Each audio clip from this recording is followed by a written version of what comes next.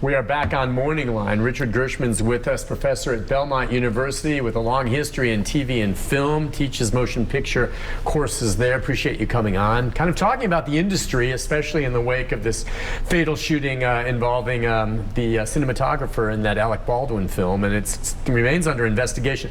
I'm just wondering, in general, in this day and age, I mean, it seems like everyone's pushed to longer hours, but boy, everyone thinks Hollywood or TV, it's glamorous, which it is in some ways, especially for the actors. That's a good life, I'll tell you, if you're an actor. But, you know, it seems to me like they work longer hours than ever before, and there was just recently some negotiations that could have shut down the biz with the union, correct? Correct, yeah. I mean, there's a lot of great things about working in the film industry, and there's this excitement of it in terms of, you know, what you're creating and the people around you and the fact that it'll be viewed by so many people. Those are all great aspects of the film industry. The downside has always been the crazy hours that you work. Yeah. And it takes a toll. It takes a toll on your family life, takes a toll on the weekends. Give an example of a crazy hour schedule day for maybe one of the crew members. Sure. So it's considered 12 hours, it's considered a normal day. 12 hours? Yeah, that to me is like, you know, back in the 1800s, really, when people went to sweatshops and that was a normal day, right? Yeah. So anything beyond that is, well, you do get paid some overtime, but anything beyond that is a little bit, you know, outside of that budget range. But they actually budget sometimes for overtime. They call after 12 hours overtime. Okay. And so when I first started again, there was a lot of days that were 14-hour days, 16-hour days. And the reason you get into that is because you're on a tight schedule. You don't want to have to bring an actor back the next day. That actor may not be available because they may have booked themselves somewhere else. So there's this intense pressure to finish the day's work no matter what, even if you have a rainstorm or somebody shows up late or equipment breaks, whatever it is. My longest day was probably 20 hours. Just non-stop, all day on a set? All day on a set. Yeah, for me, you know, as an AD, I'm rarely off the set. So, and the camera crew the same. They're almost always on the set. But that's not the longest day there are people that work a lot longer. So when you say 12-hour days, that's when the crew comes in and when they yell wrap. Well, before the crew arrives, you have makeup and hair, getting the actors ready. You have the caterer fixing the food. You have the second AD running around labels and trailers. You have all these people that could be in an hour and a half early.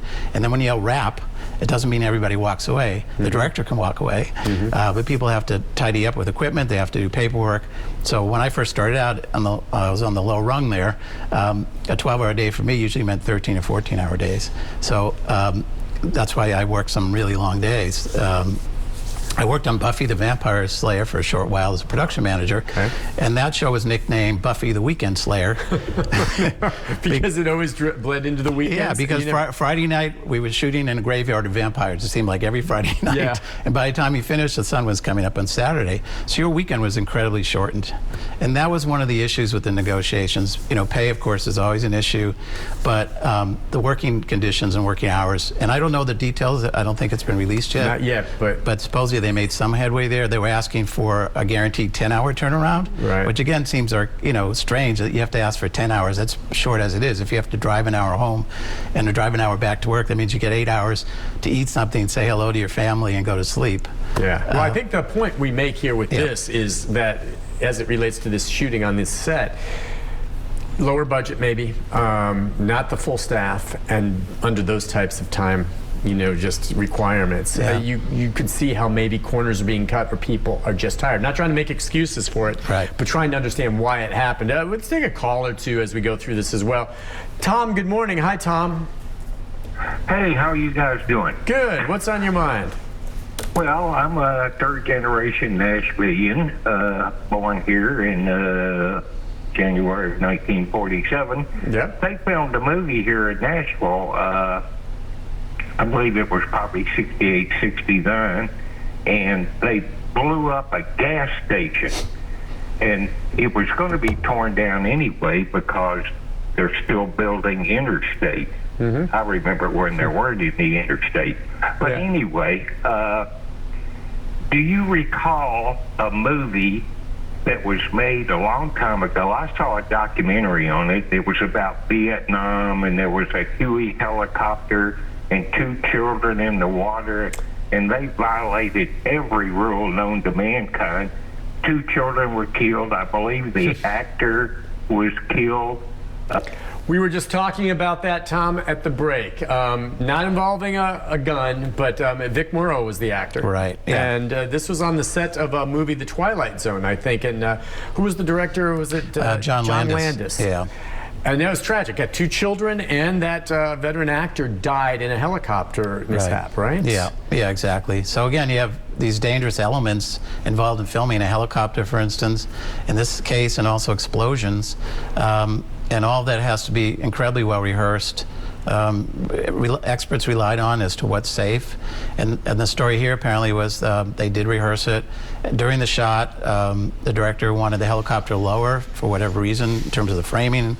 And they brought the helicopter down, and then when the explosions went off, something interacted with the rotor blades and the helicopter crashed. So that's an example of something changing in the midst of a shot, which should not have happened. What they should have done is cut the shot and re-rehearsed it. If they want the helicopter lower, then they have to change the amount of explosions. Fewer pyrotechnics, Fewer right? pyrotechnics.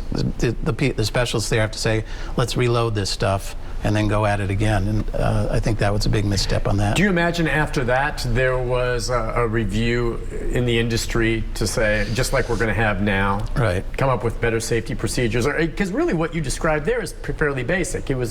It could have been prevented. It's not like this was, we didn't know this was going to happen. It was like, you know what, if you're going to readjust and do something a bit different, hit cut. You made a great example how you did that earlier, and reevaluate. Yeah.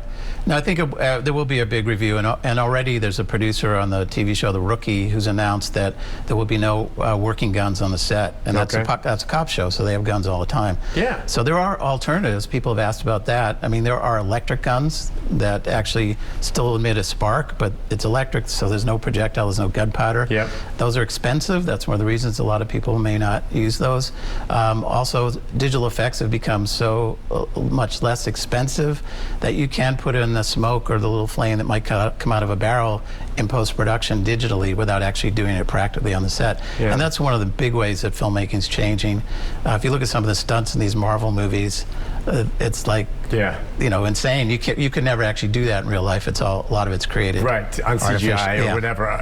Well, and I'll say this, I don't know how expensive, you're right, electric guns probably are. My son plays airsoft. I don't know if you know what that is. Yeah, It's those little soft white pellets. But the guns he buys, and some of them are kind of expensive, but I mean, they look real. Yeah. I mean, any one of those, and I remind him constantly, people see those, they're going to think they're, and he just uses them when he plays competition and stuff. But they look completely real, and I suppose you could use something along those. Like, they can make those toy guns or whatever. I don't know if they're necessarily toys, they're like little BBs, but I mean, look real.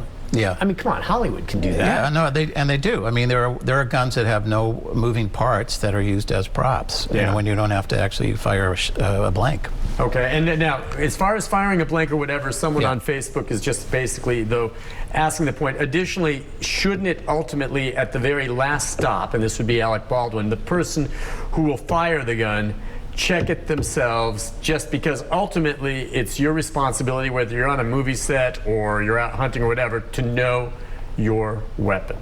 I mean, is that fair to say that for an actor who's been told, here you have a cold gun, it's fine, you've done it a zillion times before, but should every actor get this, say, wait a second, and check it themselves? So the normal protocol would include showing the actor the gun and showing it that the gun is empty. And that step was apparently missed in this case. At the same time, it's rehearsal. You would not expect there to be anything in the gun, even if you're going to eventually put a blank. You don't need it for rehearsal. You would put it in, when you're ready to actually shoot.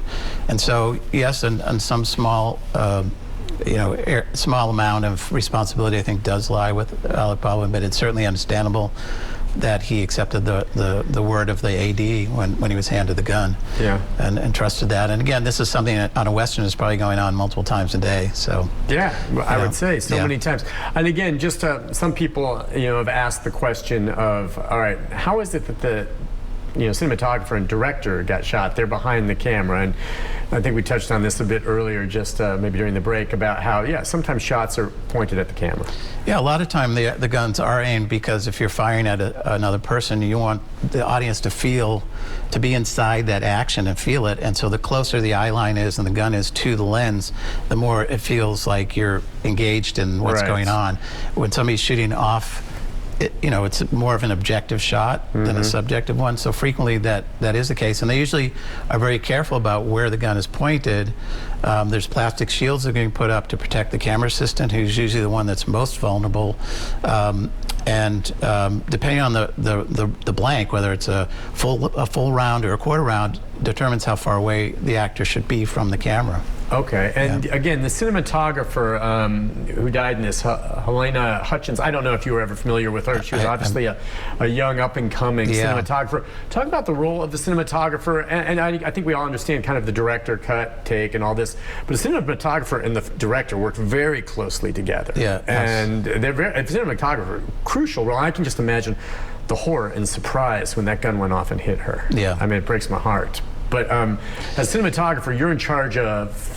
You're in charge of the look of the movie. I mean, the director has the final say, but you're the one that's helping execute that. So it comes down to things like lighting and composition, choice of camera, lens, what the frame looks like, how the camera moves, and of course the lighting that shapes the image. So this was rehearsal. So at this moment when it happened, she was probably there behind the camera looking at a monitor. She knows the image that the director wants, and she's telling Alec, or the director's telling Alec, to walk through these paces. Right. And is this at the process where during rehearsal, before it's a take, getting the lighting right, this is the way you're going to walk, this is how we want you to turn? Is that what she's doing, or he's with the director? Yeah, both of them, right. They're setting the blocking in front of the camera, so his position, where the gun's aimed, if he has any movement, moving from point A to point B, and the camera operator at the same time is getting familiar with the shot so that person could smoothly follow the action and be in the right place. They may decide to come a little closer, get a little further away, make some adjustments on the lighting. They were inside, I believe, inside it looked like a church from the image I went, so there's going to be lighting involved. So all those adjustments we made after rehearsal, before you actually film. And so that's probably what was going on. And there was also a statement that the camera crew had walked off that morning, speaking again about working conditions. And so there may be that there was a new crew that didn't really quite, wasn't even familiar with what they're filming or getting used to the equipment, and it's possible that the DP herself might have picked up the camera at that point. Not unusual for her to go ahead and operate it in a circumstance like that. So, although the reports didn't say that, that may have happened.